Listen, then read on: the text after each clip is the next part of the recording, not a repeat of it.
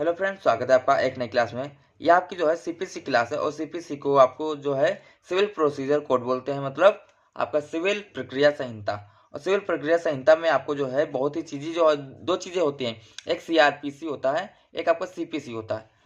एक जगह आपको जो है कैसे कानून जो है फंसाता है और दूसरी जगह आपको बताया जाता है कि कैसे आपको यहाँ से निकलना है। तो दोनों चीजों को पढ़ना काफी ज्यादा आवश्यक होता है। एक में बताया गया कि आपको किस केस में कौन सी धारा यूज करते हो, और दूसरे में आपको बताया गया कि वहां से अगर जो निकलना है तो आप वहां पे किसके तहत कैसे निकल सकते हो। उन चीजों को यहाँ पे प्रावधान किया गया है। ठीक है, तो हम सीपीसी में देखते हैं। तो यहाँ पे सीपीसी में आपका जो है सिलेबस है। सिलेबस में आपका सबसे पहले डिक्री और जुडिस काटा, ये आपका काफी ज्यादा इंपॉर्टेंट आपका क्वेश्चन बनता है। ठीक है, और यहीं से आपको जो है निर्धन व्यक्ति भी बन सकता है, और भी यहाँ से क्वेश्चन बनते हैं, उनको हम यहाँ पे देखेंगे और समझेंगे। ठीक है, सबसे पहले जो हम यहाँ पे आज पढ़ेंगे वो आपका पढ़ेंगे आपका डिक्री क्या होता है, क्योंकि डिक्री आपका जो है 4 नंबर का क्वेश्चन भी बन सकता है और आपका 6 नंबर का क्वेश्चन भी बन सकता है और 20 नंबर का क्वेश्चन भी बन सकता है। डिक्री सिंपल सा चीज आपका ये होता है कि जैसे हमारा कोई आदेश होता है, वो जब कोर्ट दे देता है उसके बाद की जो चीजें होती हैं उसको हम लोग डिक्री बोल सकते हैं। ठीक है, उसको हम लोग डिक्री कहते हैं। सीपीसी की धारा जो है उसमें धारा 2 की जो अब धारा 2 में हमको जो है क्या बताया गया है, उसको हमको डिक्री को बताया गया है। डिक्री को एक न्याय निर्णय को औपचारिक औपचारिक मतलब ऑफिशियल अभिव्यक्ति के रूप में परिभाषित करती है। ठीक है, ऐसा नहीं है। डिक्री जो है आपका किसमें बताया गया, धारा 2 की उपधारा 2 में। धारा 2 आप जानते हैं कि ज्यादातर समय परिभाषा को परिभाषित किया जाता है धारा 2 में। जहां तक न्यायालय द्वारा इसे व्यक्त करने के अगर संबंध में देखा जाए तो यहाँ के निर्णायक निर्णायक मतलब जो एक आपका निर्णय निकल के आता है उसके स्वरूप का होता है। किसी भी मामले के संबंध में पक्षों के अधिकारों का निर्धारण यह करती है, और या प्रारंभिक या फिर अंतिम हो सकती है। जैसे आपका कोई फैसला हुआ, ठीक है, आपका कोई जैसे केस हुआ, तो वहां पे जो एक न्याय निर्णय हुआ, न्याय निर्णय मतलब आपका जो एक मतलब कोई ना कोई जो है रिजल्ट निकलेगा ना, उस रिजल्ट को आप जो है डिक्री बोल सकते हैं। और ये रिजल्ट आपका जो है प्रथम भी हो सकता है और लास्ट भी हो सकता है। इसे धारा 144 के अंतर्गत एक वाद पत्र की अस्वीकृति और किसी भी प्रश्न के निर्धारण पर भी शामिल करना समझा जाएगा। ठीक है, लेकिन इसमें निम्नलिखित चीजें आपकी शामिल नहीं होती हैं। डिक्री में आपका क्या क्या नहीं शामिल होता है उनको हम देखते हैं। नंबर 1 पे कोई भी निर्णय जिसमें एक अपील एक आदेश से अपील के रूप में नहीं तो, मतलब एक अपील आपने दिया लेकिन वो आदेश के रूप में वहां पे नहीं, तो वो आपका डिक्री के रूप में इंक्लूड नहीं होता है। ठीक है, आपका दिसंबर का कोई भी आदेश होता है वो भी आपका डिक्री के रूप में इंक्लूड नहीं होता है। इसके अलावा आपका जो देखा जाए तो सीपीसी की धारा 2 की उपधारा 2 के अंतर्गत आपका डिक्री शब्द का संक्षिप्त अर्थ यह है कि एक डिक्री तब प्रारंभिक होती है जब मुकदमे की पूरी तरह निपटाए जाने से पहले आगे का मुकदमा किया जाना हो। मतलब कुछ भी चीजें हैं, एक डिक्री आपकी कब होती है, जब पूरा मैटर आपको सॉल्व कर देना होता है। मतलब जैसे ये मान लो आपका 100 तक जाना है, तो 100 से पहले आपके 99 जो है काउंट आता है। ठीक है, तो इस स्टेज को आप जो है डिक्री कहते हैं। यह अंतिम होती है जब इस तरह के न्याय निर्णय से वाद को पूरी तरह से निपटारा हो जाता है। ठीक है, और यह आंशिक रूप से प्रारंभिक और आंशिक रूप से अंतिम हो सकती है। मतलब एक जो आपका जब निपटारा हो जाता है तो उसको क्या कहते हैं, अंतिम कहते हैं। ये आंशिक रूप से प्रारंभिक और आंशिक रूप से अंतिम भी हो सकती है। तो डिक्री आपके कितने प्रकार की होती है, 3 प्रकार की होती है। एक आपका अंतिम डिक्री, दूसरा आपका जो है प्रारंभिक डिक्री, और तीसरा आपका आंशिक रूप से अंतिम और आंशिक रूप से प्रारंभिक। ठीक है, डिक्री आपका 3 टाइप का हो गया। एक डिक्री अदालत के न्याय निर्णय की अभिव्यक्ति है। अभिव्यक्ति मतलब उसकी जो है खुद की जो है वहां पे व्यक्तित्व है। सरल भाषा में अगर जो कहें तो एक मुकदमे के एक या फिर अधिक पक्षों के पक्ष अदालत के न्याय निर्णय को डिक्री कहते हैं। एक मुकदमे के एक या उससे अधिक पक्षों के पक्षों मतलब वहां पे आपके 2 वादकर्ता होते हैं, उनके पक्ष में अदालत के निर्णय को, अदालत के आदेश को, निर्णय को क्या कहते हैं, डिक्री कहते हैं। यह डिक्री जो स्पष्ट करती हुआ कुछ जो है किस पक्ष में मुकदमा जीता है, या उस चीज को स्पष्ट करती है कि किस पक्ष में मुकदमा जीता है, उस चीज को डिक्री स्पष्ट करती है।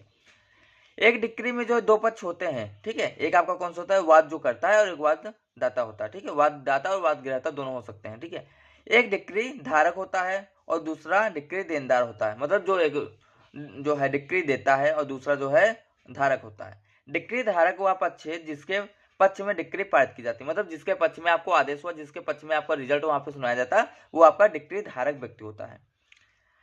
हमारे लिए एक अन्य शब्द की अगर बात की जाए तो वहां पर निर्णय, अगर तो डिक्री वहां पे आ रहा तो निर्णय हमारे लिए समझना काफी ज्यादा इंपॉर्टेंट हो जाता है, क्योंकि निर्णय का अर्थ जानना महत्वपूर्ण है।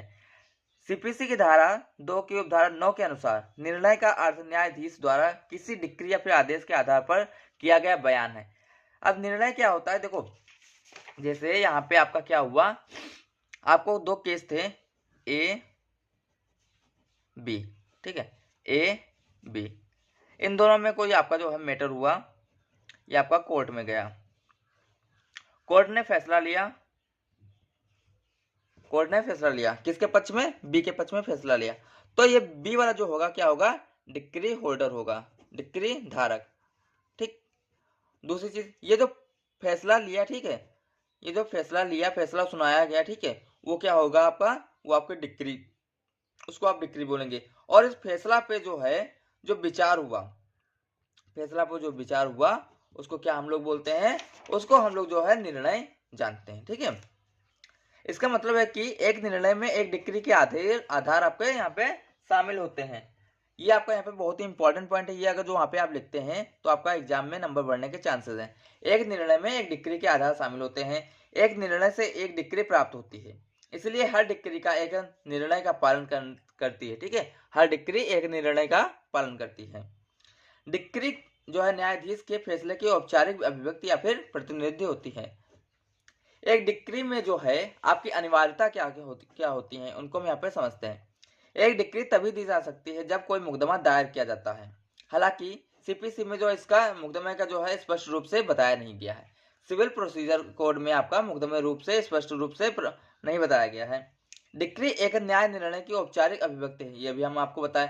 सीपीसी न्याय निर्णय को शब्द को परिभाषित नहीं करती है, सीपीसी आपको जो है न्याय निर्णय को परिभाषित नहीं करती, और किसको नहीं परिभाषित करती है, मुकदमे को। ये दो चीजें हो गई। हालांकि सामान्य बोलचाल में अगर देखें तो इसका अर्थ न्यायिक निर्णय का यह होता है कि विवादित मामले में जो आपका जो ऑफिशियल बयान आता है, ऑफिशियल जो निर्णय आता है, उसको क्या कहते हैं, न्याय निर्णय कहते हैं। यह कानूनी प्रक्रिया है जिसमें अदालत अपने अवलोकन के लिए लाए गए किसी विशेष विवाद का समाधान करती है, तो एक डिक्री अपनी अभिव्यक्ति से औपचारिक है। ठीक है, और इसके अलावा यह केवल प्रकृति में प्रशासनिक नहीं होनी चाहिए, मतलब ये आपकी डिक्री जो होती है वो प्रकृति में आपकी जो है नेचर में प्रशासनिक नहीं होनी चाहिए, यह डिक्री आपकी अभिव्यक्ति में औपचारिक होती है। यह चीज यहाँ पे डिक्री में बताया गया। अब यहाँ पे आपका एक केस बना मदन नाइक बनाम हंसबाला देवी। इसमें बोला गया कि उच्चतम न्यायालय ने माना कि केवल वे निर्णय जो न्यायिक रूप से निर्धारित होते हैं उन्हें डिक्री के रूप में सामान्यतः मान्यता दी जा सकती है। अगर जो आप कोई भी जो है क्वेश्चन वहां पे लिखते हो और उसके साथ में अगर जो आप वहां पे वाद लिख देते हो तो वहां पे आपका नंबर बढ़ जाता है। ठीक है, दूसरा आपका केस जो बना था वो आपका बना कि दीपचंद बनाम भूमि अधिग्रहण। इस मामले में यह माना गया कि डिक्री केवल अदालत के एक अधिकारी से ही आगे बढ़ सकती है। आपका डिक्री में क्या क्या शामिल है इसको हम यहाँ पे देखते हैं। नंबर 1 पे एक वाद का अस्वीकृत करना। डिक्री में आपका क्या क्या शामिल होता है, एक वाद, जैसे कोई भी वाद है उसको हम जो है कोर्ट अस्वीकृत कर देता है, वो भी आपका शामिल होता है। उसका क्या मतलब यहाँ पे हम देखते हैं। नंबर 1 पे क्या अस्वीकृत है, जब कोई वाद अदालत में पहुंचता है तो अदालत पहले यह निर्धारित करती कि उसे मुकदमा चलाने, वापस करने या फिर खारिज करने की आवश्यकता है या नहीं है। अदालत विशेष मामले के भौतिक तथ्यों पर जो है इसका निर्धारण लेती है। सीपीसी का आदेश 7 नियम 11 उन स्थितियों को बताता है जो उसमें वाद आपके खारिज किए जाते हैं, और ये आपके क्या है यहाँ पे देखते हैं किस मैटर पे आपके वाद खारिज होते हैं। नंबर 1 पे यह कार्रवाई के किसी भी कारण का खुलासा नहीं करता। कोई भी जो है कार्रवाई कर रहा हो इसे किसी भी कारण का खुलासा नहीं करता हो। दावा की गई जो है राहत का वादी द्वारा कम मूल्यांकन किया गया हो, वह अदालत द्वारा निर्धारित समय के भीतर इसे ठीक करने में विफल रहा हो, अपर्याप्त स्टाम्प पेपर के रूप उपयोग में अदालत जो है द्वारा इसे वापस करने के बाद वादी अदालत द्वारा निर्धारण वहां पे लिखा हो, वाद में जो है दिए गए बयान में पता चलता हो कि वाद किसी भी कानून द्वारा वर्जित है, वाद पत्र डुप्लीकेट प्रति दाखिल नहीं की गई हो। ठीक है, तो इन सारे चीजों की वजह से आपका वहां पे वाद आपका दाखिल नहीं होता है। ठीक, अब देखते हैं सीपीसी की जो है आदेश 7 के नियम 12 में प्रावधान है कि किसी वाद को खारिज करते समय न्यायाधीश को वहां पे लिखित रूप में वहां पे आदेश देना होगा कि वह किस कारण की वजह से उसको खारिज कर रहा है। ठीक है, अब डिक्री में आपका क्या नहीं शामिल होता है, इसको यहाँ पे देखते हैं। डिक्री में सीपीसी की धारा 2 की उपधारा 2 में प्रावधान है कि निम्नलिखित चीजों को आपका डिक्री में शामिल नहीं किया जाएगा। नंबर 1 पे कोई भी निर्णय जिसकी अपील की जा सकती हो वो आपका डिक्री में नहीं शामिल होता है। बर्खास्तगी का कोई भी आदेश नहीं शामिल होता है। सीपीसी के जो है तहत कोई भी निर्णय जिसकी अपील किसी आदेश से अपील के रूप में की गई वह भी इसमें नहीं शामिल होता है। ये चीज हम आपको बताया क्या क्या नहीं शामिल हो सकता, आपको हम पहले बता चुके हैं। अब यहाँ पे हम लोग देखते हैं कि डिक्री के प्रकार, डिक्री के क्या प्रकार होते हैं उनके यहाँ पे हम समझते हैं। डिक्री के आपके प्रकार जो हम समझते हैं, तो डिक्री के प्रकार आपके जो है 3 प्रकार के होते हैं समझते हैं। कभी कभी मुकदमों की प्रकृति के आधार पर अदालत आंशिक रूप से प्रारंभिक और आंशिक रूप से अंतिम डिक्री वहां पे पारित कर सकती है। इस तरह की डिक्री आपकी जो है एक हिस्से में हो सकती है जो अंतिम हो, जबकि ज्यादातर डिक्री आपकी प्रारंभिक हो सकती हैं। उदाहरण के लिए यहाँ पे देखिए कि विरासत में से संबंधित एक मुकदमे में जिसमें यह निर्धारित किया गया कि कोई विशेष पक्ष संपत्ति में हिस्सा प्राप्त करने का हकदार है या नहीं है, यह प्रकृति में अंतिम हो सकती है। मतलब वहां पे निर्धारण किया गया कि कोई भी, जैसे मान लो विरासत है तो उसका जो हिस्सा पाने का व्यक्ति होता है, उसके जो परिजन, तो वह जो है वह पा सकता नहीं पा सकता, या जो एक जो है देखा जाए तो यह आपका जो है नेचर के रूप में यहाँ पे अंतिम डिक्री होती है। अदालत आंशिक रूप से प्रारंभिक और आंशिक रूप से अंतिम डिक्री पारित कर सकती है, जबकि संपत्ति में कौन सा हिस्सा प्राप्त करेगा इसका निर्धारण आपका प्रारंभिक डिक्री का एक हिस्सा होता है। कि कौन सा हिस्सा कौन पाएगा इसका निर्धारण क्या होता है, ये प्रारंभिक डिक्री का एक हिस्सा होता है। ठीक है, कि आपका जो है अंतिम डिक्री और प्रारंभिक डिक्री क्या होता है उसको हम देखते हैं। तो अंतिम डिक्री की अगर जो बात करेंगे तो अंतिम डिक्री आपका धारा 2 की उपधारा 2 में कहा गया कि डिक्री अंतिम हो सकती है। ये आपका अंतिम डिक्री में बता रहे हैं आपको। एक अंतिम डिक्री वह है जो एक वाद को पूरी तरह से निपटारा करती है और अंत में वाद में सभी विवादित मामलों को निपटारा करती है। यह तब जारी की जाती है जब मुकदमा को बिल्कुल सुनवाई पूरी हो जाती है और निर्णय के लिए कुछ वहां पे नहीं बचता, तब वहां पे अंतिम डिक्री होता है। जैसे आपका शंकर बलवंत लोखड़े जिनकी मृत्यु हो गई थी बनाम चंद्रकांत शंकर लोखड़े के वाद में 1995 में वाद हुआ। इसमें सर्वोच्च न्यायालय द्वारा बताया गया कि एक डिक्री को निम्नलिखित परिदृश्यों में अंतिम कहा जा सकता है। कौन कौन से वो जो कंडीशन होती है जिसमें आपको डिक्री को अंतिम कहा जाएगा उसको यहाँ पे समझते हैं। जब निर्धारित समय के भीतर डिक्री की अपील ना की गई हो, जब डिक्री सर्वोच्च न्यायालय द्वारा पारित की गई हो, जब डिक्री को पूर्णतः निस्तारित मान लिया गया, पूर्णतः आपका डिस्पोज मान लिया गया हो। ठीक है, अंतिम डिक्री की आपकी विशेषताएं क्या होती है। नंबर 1 पे यह निष्पादन योग्य होती है, इसे बिना किसी प्रारंभिक डिक्री के पारित किया जा सकता है और यह विवादित मामलों को निर्णायक रूप से सुलझाती है और न्यायालय एक से अधिक अंतिम डिक्री पारित कर सकता है। ये यहाँ पे अंतिम डिक्री की विशेषताएं होती हैं। अब हमने जो है क्या क्या पढ़ लिया, अंतिम डिक्री पढ़ लिया, अंतिम और प्रारंभिक डिक्री पढ़ लिया, और अब हम पढ़ेंगे आपका अंतिम डिक्री पढ़ लिया और आपका क्या आंशिक रूप से अंतिम, आंशिक रूप से प्रारंभिक डिक्री। अब हम पढ़ेंगे आपका प्रारंभिक डिक्री। ठीक है, तो डिक्री हमने आपको बताया था 3 टाइप की होती हैं। तो आप देखते हैं सबसे पहला जो है और बहुत ही ज्यादा पूछे जाने वाला क्वेश्चन में से एक कि आपका प्रारंभिक डिक्री क्या होता है। प्रारंभिक डिक्री आपकी हो सकती है सीपीसी की धारा 2 की उपधारा 2 में प्रारंभिक डिक्री के बारे में बताती है। एक डिक्री प्रारंभिक होती है जब वाद को पूरी तरह से निपटाए जाने से पहले की कार्रवाई की जानी हो। किसी भी चीज को, किसी भी वाद को पूरी तरह से निपटाया जाना है, उसके पहले की जो कार्रवाई होती है उसको क्या कहते हैं, आपकी डिक्री कहते हैं, प्रारंभिक डिक्री कहते हैं।